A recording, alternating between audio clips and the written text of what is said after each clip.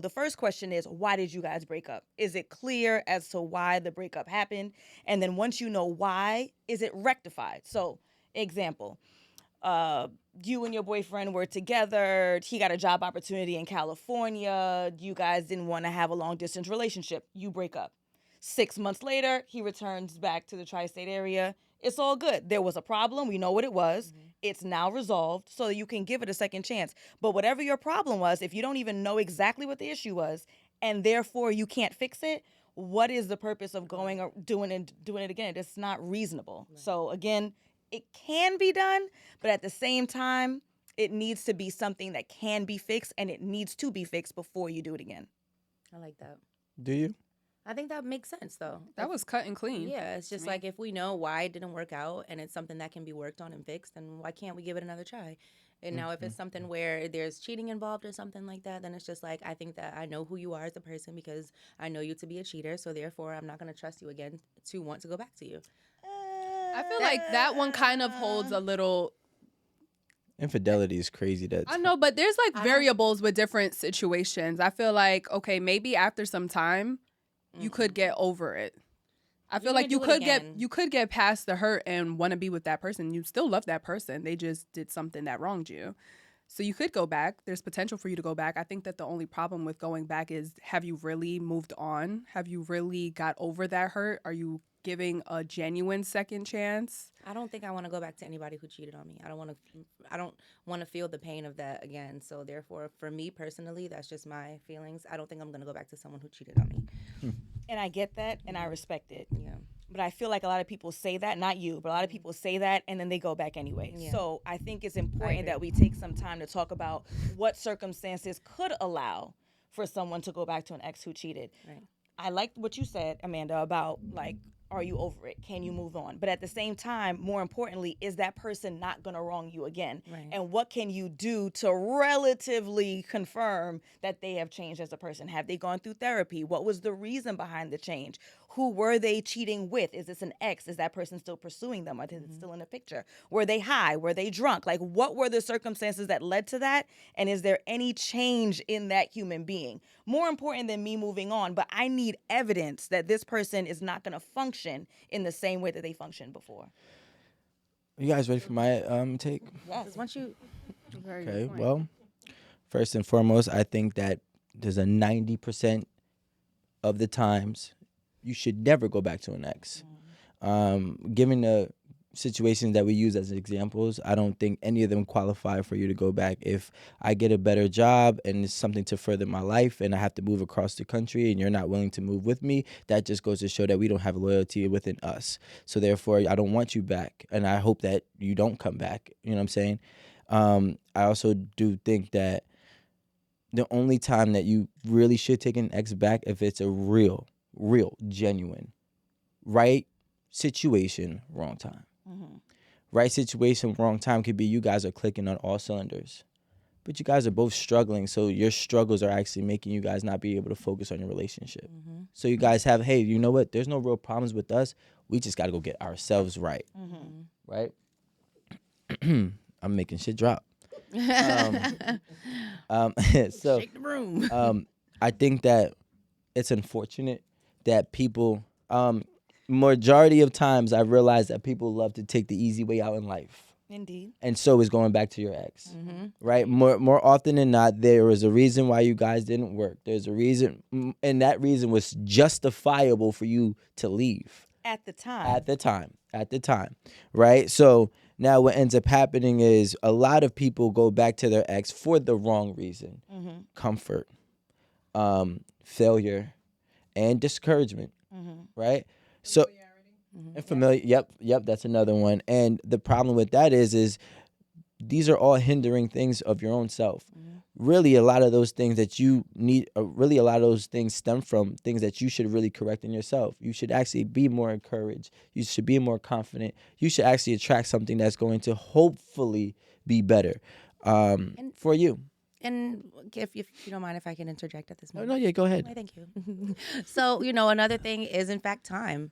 I've already given you my time, and time is valuable, and we don't get that time back. So if I've already given you my time, and you've done those things that I say that I don't want to deal with, then for me, I don't want to go back and now give you more of my time, because if you waste my time again, that means that I could be missing out on dating somebody else that could actually be a successful relationship with me. So it's kind of like I like to take what I've learned from something, move on, do better the best way that I can in the next situation. But when it comes to going back, doubling back, I just always never was into that, because it's just time. And I feel like I've learned what I've needed to learn with while being with you, and it just didn't work out for me. So I think people should just value their time more and just, take the time that you do have to experience another situation that might work out.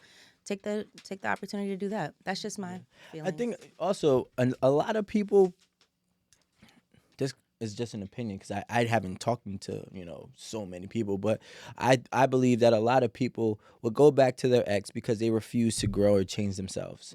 Yeah. And their ex is the only person that their exes are the only people that they've encountered that it could accept them for who they were at that point in space and mentality that they possess at that moment for however long that relationship was.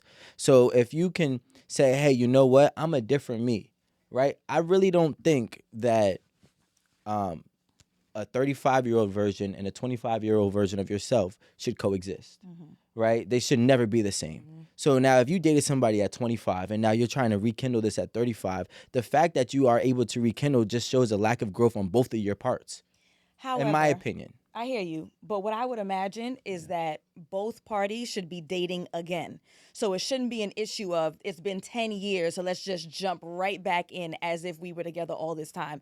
It should be, hi, my name is Allison, how are you? And who are you? And let's get to know each other again, and let's date again. There should be no assumption that we're going to jump right back in for where we ended, because very eloquently you said, we're not the same people. And if you are the same person, you got bigger fish to fry than worrying about dating somebody again, right? Like you got bigger issues than a boyfriend or a girlfriend. It's like, I need to be working on me. I need to go back to school. I need to go to therapy, something that a lot of folks don't tackle. And there's no shame in going to therapy. But if you are not growing as a human being, there's something that's intervening that you potentially need help to fix. Yeah. I mean, but I feel like we're saying a lot of things that, coexist within each other's perspectives. But just to give some stats, they said about the survey that they did in UK, which is not, a vast majority. It was about 1,000 people that they surveyed. The stat was 50% of them that do double back in an ex relationship actually have another failed relationship with their ex. We also did describe over here or list over here that 67% of even second marriages fail. And that's just remarrying even outside of your previous marriage. Right. So I want to throw this over to Amanda and ask her what is her take and or opinions on these things or anything insight that she can have. Well, I have a statistic here. This is for 2023, though. It says 3/4, 7 out of 10 singles return back to their ex. So this statistic that I have, it's for 2023. It says that 3/4, 7 out of 10 singles, they admit to planning to return to their ex after realizing that the grass isn't greener on the other side, which means that they left their relationship to pursue something else, and I feel like in this case, this is where the variables, it depends on like why you left the relationship, right? Sometimes you were interested in somebody else, or maybe there was a problem that occurred in your relationship and you thought maybe somebody else can treat you better. But I feel like in those kind of situations, when you still have love for somebody, you're always going to go back. Yeah. And we live in like an instant gratification. That's what I was going to say. Like lifeline. Like that's where we are right now. So lots of folks don't want to go and try something new. Lots of folks don't want to take the risk. So we want to go back to an ex. Like I said, I'm the number one proponent of giving it a chance if it's reasonable. But this is just laziness. This is just laziness. They talk about the dating scene being so terrible. It's really nowhere near as bad as the internets make it seem. Social media makes it seem like there's like no quality human beings. I count 4 right here. Right? So obviously there are good human beings. So somebody said 3 out of 4. There are 3. Somebody said 3. It was you. It was me. So like clearly there are good people out there, but there's this idea of I want it now, I want it fast, or I'm about to be 30 and I need to be married because my friends are married. I need to have kids because my friends are having kids, and oh, woe is me. So a lot of this has a lot to do, I think, more with like personal shortcomings than it has to do with the actual dating scene being that difficult. It's really not that bad. Or 40s. Yeah. I feel like a lot of people that are approaching 40 are going to be. We don't know the age group, right, in that stat, but no, it didn't give no. I would believe that a lot of people. And excuse me. What's funny? I think I'm just saying, like because It might be easier though. well, the thing is, and that's the problem. You Never always do what's Never in life is easy good. No, but I'm saying experience wise. So if you're approaching 40, if you're 40 or you're going to your 40s, now it's like a group of people that are all a little more experienced. They've been through this, been through that, seen the type of people they do and don't want to accept around themselves. So now you have more of a clearer understanding. Once the older you get, the wiser you are. So That's it's false. That's the most foolish thing anybody has ever I said. mean, it should be the truth. It's not though. the truth. The older you are does not make you wise at all. The wiser you are, your wisdom really comes from the Sometimes. knowledge from being able to listen, analyze, assess, and retain. That's where it comes from. You're Not saying most people do not get wiser as they get older. no, and that's why That's they're not true. That's like saying like Think people about how don't many- grow in their jobs, or like you learn. Let me ask you a question, do right? better, Let me ask you a question. Mhm. If that was true, we wouldn't have had generations of people who were feeling oppressed or being oppressed without fighting, and then they finally had a breakthrough moment. So you were old enough and wise enough to know what was right or wrong, and you just weren't wise enough to know how to go about it, right? So what I'm saying is that there's a lot of people who think that you grow older and you know better, and that's the problem. Because the world changes, the time changes, and what you are doing that might be ineffective or effective could have the opposite reaction in this current time and space.